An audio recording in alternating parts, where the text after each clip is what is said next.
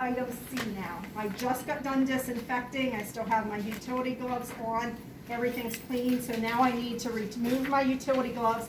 Notice I'm trying to remove them by not touching them, and I think that goes to what you're asking, is treat them like they're dirty. Try to touch them as minimally on the outside as you can.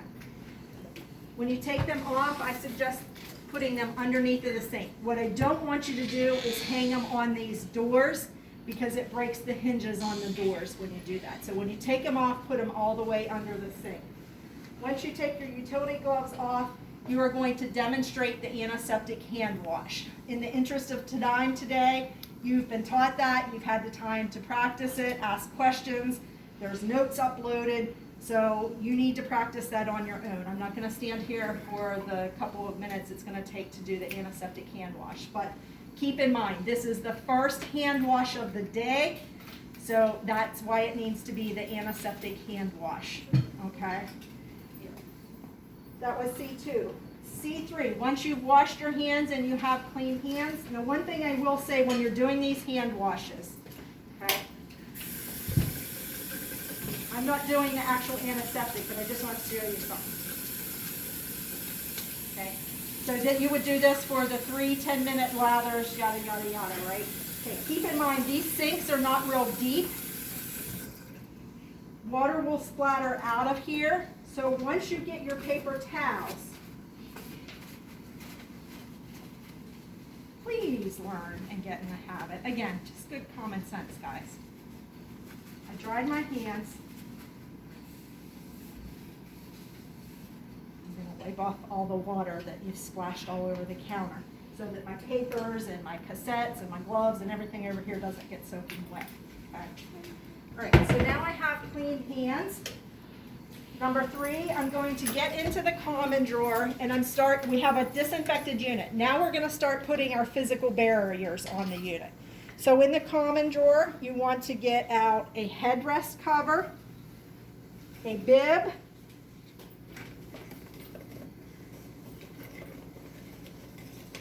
two Dixie cups, and usually underneath of the bibs is a bracket tray cover.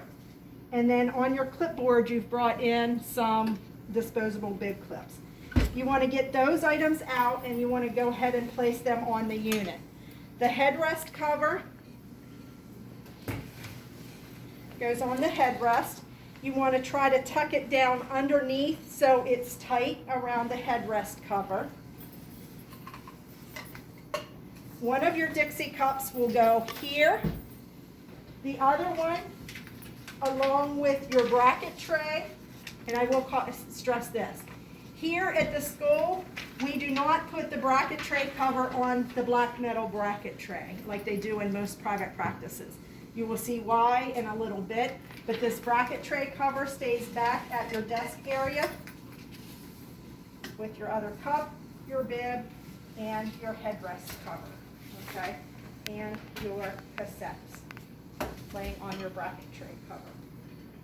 From there, you are going to, anything that are high touch areas, we're going to put another physical barrier, although we've disinfected it. So the next step is to go get some saran wrap, okay? Over here behind this door is a giant box of saran wrap and a roll of sticky adhesive, okay? So over here, you're going to want to get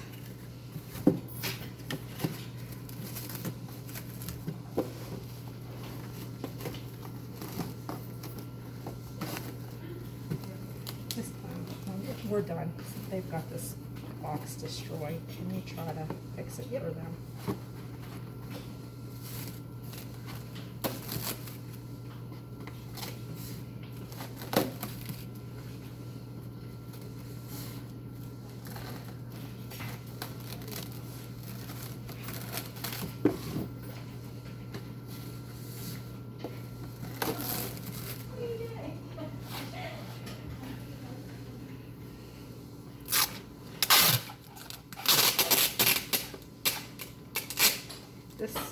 this adhesive has little perforations in it.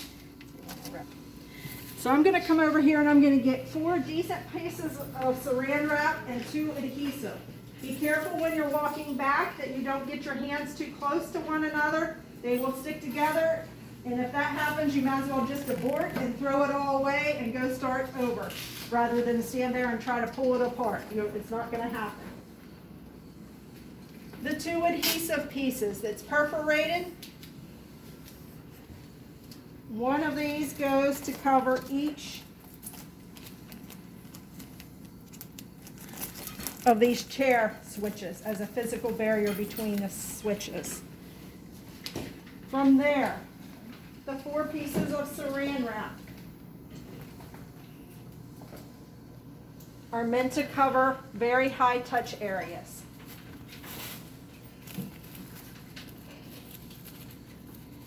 One of them is going to wrap the handle of your dominant handle. Okay.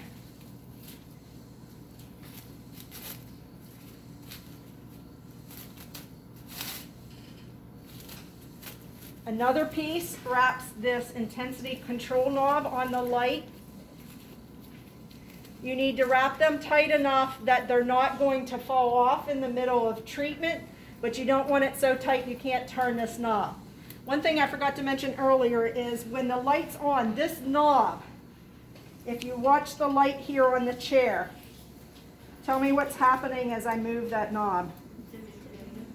Okay, this controls the brightness of your light. For what you guys are doing this semester, you want to get in the habit of making sure that your intensity control knob is turned all the way up to the brightest. Okay? If you accidentally turn the light on when you're doing that like I did, just wave your hand. Your dominant hand of the bracket tray handle. Again, you want to make sure that it's covering the whole handle, okay? And then one of these pieces, there are 2 hose holders here that have nothing attached to them.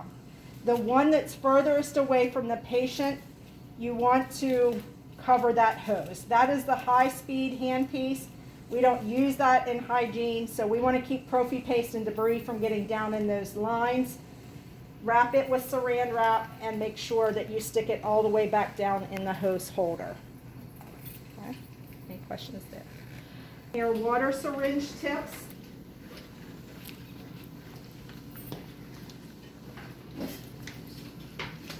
They are located, there's a setup at each sink. So there's one setup here, and then there's another setup identical back at that sink. So the front half of the clinic should be coming to this counter area. If you're working in the back half of the clinic, you go to the back sink. Over here will be a container that has tongs in it. We never reach our hands into these containers with hands. We always use tongs to get the items. When you take lids off of containers, you either hold them in your non-dominant hand, or if you have to lay them down, make sure that you lay them upside down. The part that goes against the clean items should never lay on a dirty counter, okay? So what I like to do is I like to get a paper towel, and in the flat barred barker, you're going to get a high-speed HVE tip. There are 2 different styles in here. One is a long one. That's what we tended to use pre-COVID when the HVE hung right beside the saliva ejector. If you are cavitroning, we have found that these short HVE straws are a lot easier for an individual to manage attached to that Aflex system on the back of the chair. So for the purposes of this evaluation, go ahead and get just one of the short straw HVE tips. Also, you have to dig around in there. Will be a smaller, it looks more like a straw. That is your saliva ejector tip. You'll need one of those. Lift a lid to your air water syringe tip. You need one of those, and then make sure your tongs go back into the holder.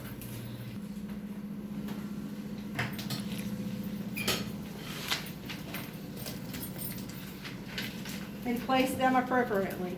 The one that looks like a straw, that's a saliva ejector tip, goes on the small saliva ejector holder. This is a rubberized tip. You need to make sure that you push it in so that it's not going to fall out. You need to be careful though that when you're doing that, if you push too hard, it might separate. Make sure you put it back together. When you put this back down in the holder, again, don't try to put it in from the front. It's going to fall on the floor. You come from above it and you sit it down in the holder. Sometimes we bend the saliva ejectors. It just makes it a little easier to get in the patient's mouth. The little short straw, the HVE tip, simply pushes down into the HVE holder. Again, you have to use a little bit of strength to push it down in there. Lastly is your saliva ejector tip. A couple things that I want you to see. There are some grooves and a very skinny little appendage that sticks out one end. That is the part that goes in the saliva or the air water syringe holder. The bent curved part would be the part that goes into the patient's mouth. So you want to place that on your air water syringe holder. And to do that, there is a little circle here. You need to push on the outer edge of the circle. While it's still depressed, stick that in, and when you put it in, jiggle it a little bit like this and make sure that this outer circle pops back out into place. That's what locks the air water syringe tip into place. Jiggle it and make sure it's popped out. It's also a good idea in the future, before you blow air in a patient's mouth, just off to the side, squirt the air to make sure it's not going to come flying out and get down the patient's throat. And then place your air water syringe tip back down into the holder.